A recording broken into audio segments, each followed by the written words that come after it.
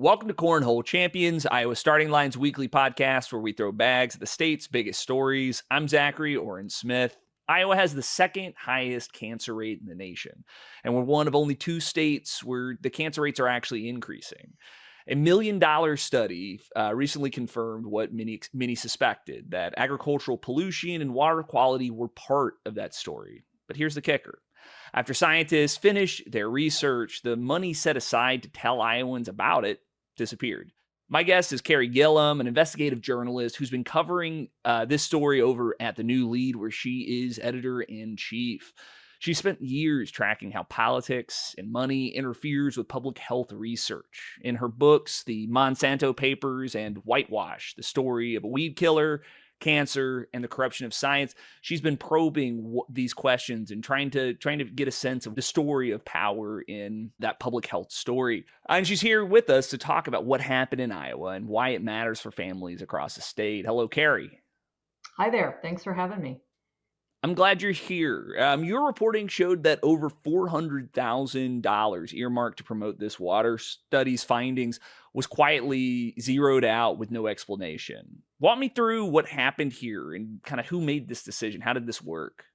Yeah, you've been covering this issue. A lot of people increasingly were having more national journalists look at Iowa because of just the really startling display of politics trumping public health. There with all of these concerns about drinking water quality. And the high cancer rates, people are growing increasingly concerned, and there's a real drumbeat for answers, right, and solutions to this problem. So this drinking water report that you highlighted here is really significant. 2 years in the making, 16 very top-notch scientists put it together, $1 million earmarked for it, with a lot of money as part of that budget earmarked to help promote the findings and really increase public awareness about the recommendations, for different types of crop plantings and more regulations on some of the large livestock operations there. But, as I learned and as we reported, a lot of this money simply was zeroed out, according to the budget office. They didn't make a lot of noise about it. There was little discussion. Even the lead scientist who was on this project was not consulted on this and only found out about it through an email from the finance office, essentially saying, hey, we're sorry to be the bearer of bad news here, but you don't have any money left.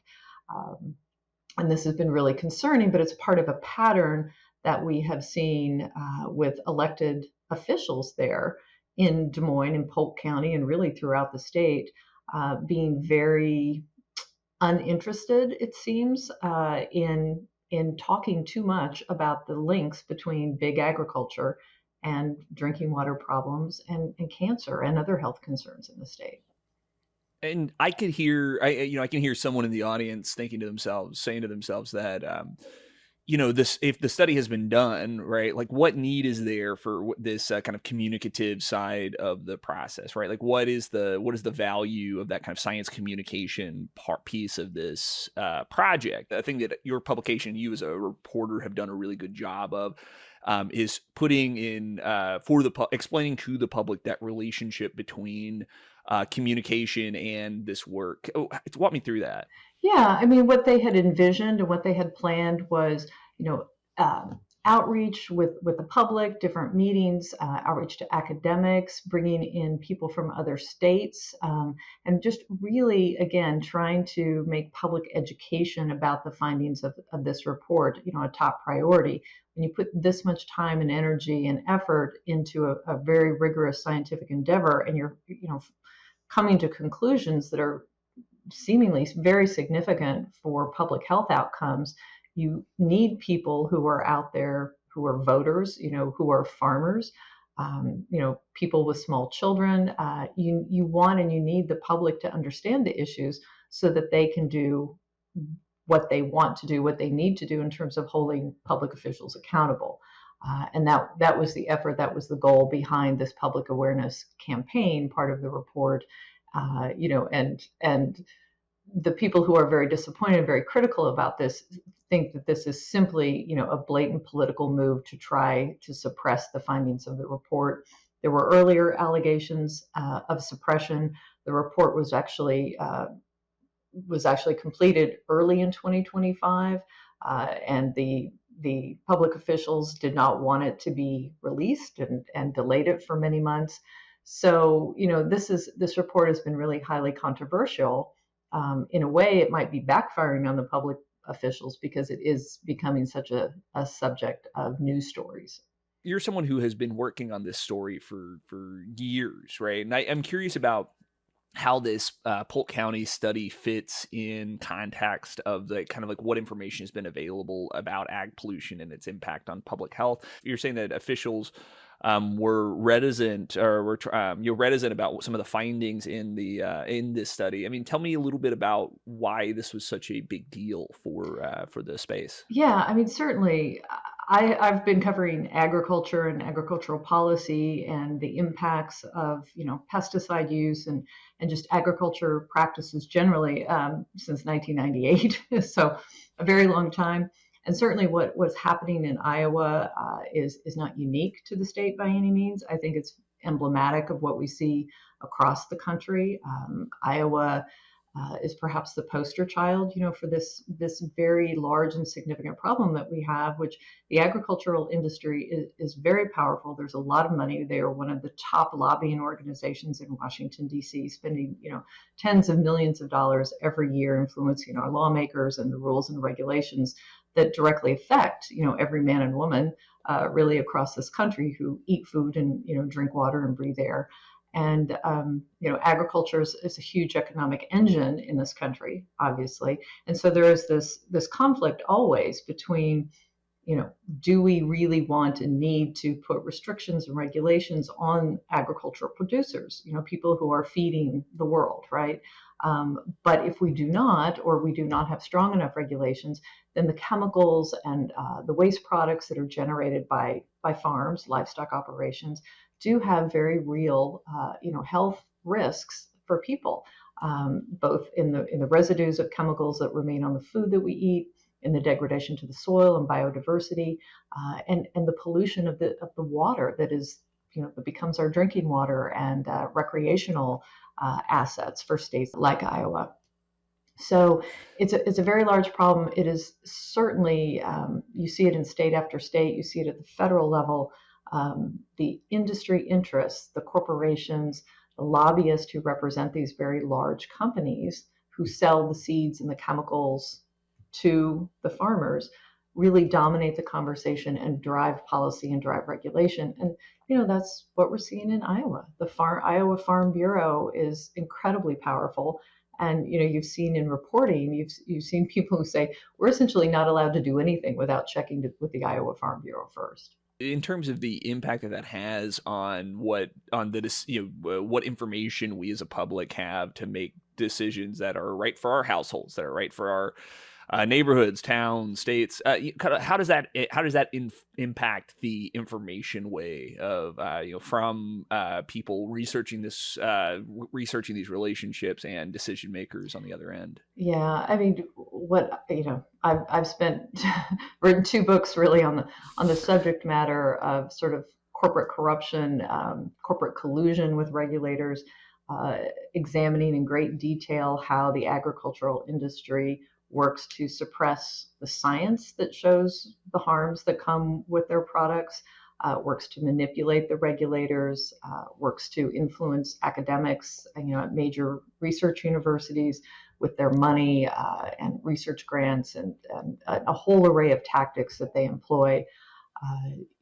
Everything from ghostwriting scientific studies to the revolving door where they're offering lucrative positions as contractors or employees, for people in regulatory or legislative roles to move in and out. We have top officials right now in the EPA who have moved over there from, CropLife America, from top lobbying organizations, and who are doing essentially what they were doing when they were lobbying, except now they're actually putting the regulations they were lobbying for in place at the EPA. So, I mean, I don't know if that answers your question, but what it means is that the public and anyone really who's trying to rely on published peer-reviewed science, rigorous review, good solid journalism.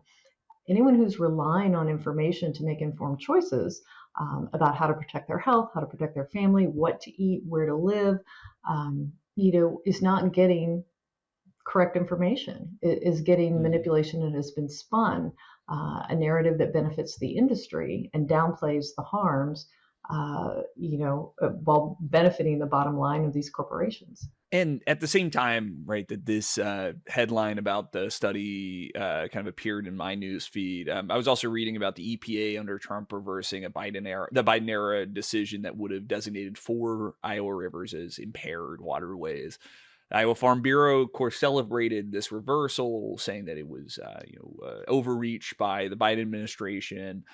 Help me understand what's at stake here when we talk about kind of an impaired waterway, right? Like, how should Iowans think about kind of what is being communicated there and like why it should matter? This like kind of flip-flopping on whether or not these waterways are quote impaired, why that matters, why that's an important distinction. Sure. Well, if you're designated as an impaired waterway, that triggers sort of enhanced regulatory requirements, and enhanced measures to be taken to ensure that the water is, of the quality that it needs to be for public health. So there would be impacts on the source side and on the cleanup side as well. So it's just a way to require essentially, more rigorous input on this water. Now, Iowa already has a lot of impaired waterways, a lot of segments that are designated as impaired waterways, so this was highly controversial. These are key water sources, key to the drinking water supply for hundreds of thousands of people. Right. But I have talked to people in Iowa, who are like, I'm not sure it even matters. Our water is so bad all over the state that maybe this doesn't even matter. But it was ironic, certainly, that the news broke there for your big local newspaper. I think it was the Des Moines Register who broke the news of this. But it broke the very same week that Lee Zeldin, the chief, the administrator of the EPA, was in Iowa hanging out, at the Iowa State Farm, hanging out with the pork producers. I think he was grill master, they said, at the tent for the pork producers, which I think you couldn't have a more blatant display of where allegiances lie, when you have the regulator in town and he's hanging out with the people who are doing the polluting of the water instead of hanging out with the people who are concerned about how do we get rid of the pollution from our water. But this is what you see over and over again. Flipping burgers and flipping designations over at the pork producers tent. Flipping pork chops or something. You've covered stories like this across the country where agricultural interests clash with public health research. I'm interested in hearing you talk about the extent to which this is an Iowa story, or this is a broader story about this kind of industry and the relationships within the kind of powerful relationships within the industry. I'm like, expand out a little bit. I mean, is this particular to Iowa, or is this kind of are many states kind of dealing with this, the largesse of this? Yeah, I mean, Iowa is definitely an example of what is happening around the country there. It is not exclusive or unique to Iowa by any means. You have all these different states. Minnesota is dealing with Missouri, Nebraska, Kansas, all the way down to the Gulf, of course, and in the Gulf, the pollution that comes through the waterways and travels throughout the United States, it impacts so many people, and not just people, but obviously our environment, our environmental health, our wildlife, our aquatic species. So what was happening in Iowa, it's drawing national attention right now, and I think a large part of that is because the cancer rates are so remarkably high. And you are having more people say, hey, we need to figure this out. There's a study going on right now looking at cancer and causative factors and trying to see, what we should be most worried about here in Iowa. You have the drinking water study that just came out.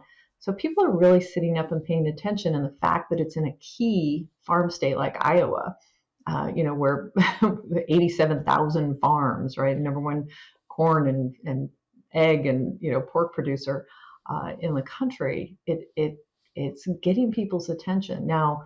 Whether or not this is all just going to die off and people are going to keep getting sick and the water is going to keep getting polluted and nothing ever comes of this, that's what we're all watching right now. I think, and if history plays out in Iowa like it has in other places, big ag is going to rule the day. So we're watching and trying to see where this all goes now.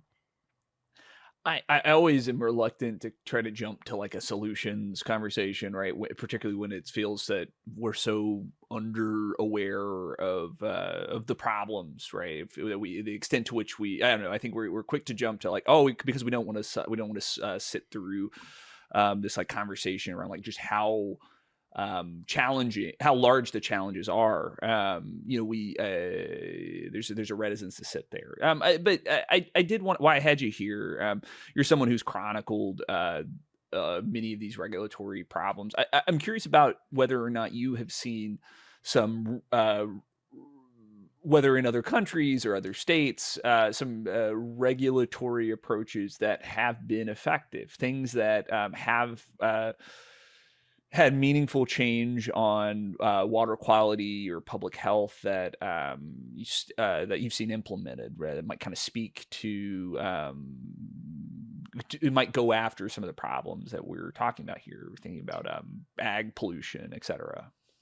Yeah, I mean, in terms of regulations that are actually working, I guess I wouldn't have as long of a list of those because you don't really see this happening. What you're seeing though is sort of an uprising, a groundswell, if you will, from farmers, conservationists, a lot of academics who have been studying this. There's a network of farmers that I stay in touch with pretty regularly. They call themselves the IDEA Network, IDEA, and these farmers and many others are working to solve the situation themselves because they eat, they drink water, their water is polluted. They want a healthier future for themselves and their families, and they don't want to continue to give large chunks of their revenue to these big companies in terms of chemical inputs and the specialty seeds and everything. So you're seeing farmers come up with the solutions themselves. Crop rotation. You don't plant corn and soybean and corn and soybean and corn and soybean over and over and over again. You enrich your soil. You plant buffers so that waterways are protected. You limit your pesticide use. You make more efficient use of nitrogen fertilizers. If you are using synthetic fertilizers, you are more responsible in terms of livestock operation and the manure runoff and how you handle those waste products. And again, protecting the waterways. So you are seeing farmers all around the country, including in many places throughout Iowa, that are changing their farming practices and saying, we don't need to do it the way the big corporations tell us we need to do it. We can figure out a better way. And by sharing their techniques and their strategies through these networks, and there is money that is starting to come together, from the USDA. There are different little grants that are coming together. And academics who are studying this are starting to be more engaged as well. So I think I see more solution orientation coming from the farmers themselves rather than the regulation. And of course, that's what you hear though from the Farm Bureau too. You hear them say, we just want to have voluntary change. We don't want anybody to force it upon us. So if you do rely on that and you just rely on every individual farmer to put the well-being of the world, ahead of their profit motive, I don't know that that's the adequate long-term solution. But you are seeing movement in that regard. Carey, before I let you go, is there anything Yes. you'd like to plug with the new Lede? Yeah, I mean the new Lede. We're young, we're nimble. About 3 years old. We're a journalism project of the Environmental Working Group. It's the new Lede, LEDE. .org, and we're doing the best environmental journalism we can, looking across the country at all of these different issues that affect our health, and that intersection between public policy and public and environmental health. So we hope you'll check us out. And thanks for having me. That was Carey Gillam, editor-in-chief at the new Lede. She's the author of the Monsanto Papers and Whitewash, the story of a weed killer, cancer, and the corruption of science. Carey, thanks for joining me. Thank you. Appreciate it. That was another episode of Cornhole Champions. If you like the show, here's some things you can do to support. 1, go subscribe to the show on our home at youtube.com. Like and subscribe to help us grow the platform. 2, get my newsletter and get these episodes straight to your email every Wednesday morning. That's at cornholechampions.substack.com. And 3, to catch up on the work, follow us at Iowa Starting Line's Instagram and TikTok. If you like the show, I think you'll like what you find there. Cornhole Champions is a weekly podcast powered by Iowa Starting Line. This podcast is produced by me and edited by Rebecca Steinberg. Our music is by Avery Mossman, and our show art is by Desiree Tapia. Cornhole Champions is a proud member of the Iowa Writers Collaborative. We'll see you with a new episode next Wednesday. Until then, I'm Zachary Oren Smith. Thanks for listening.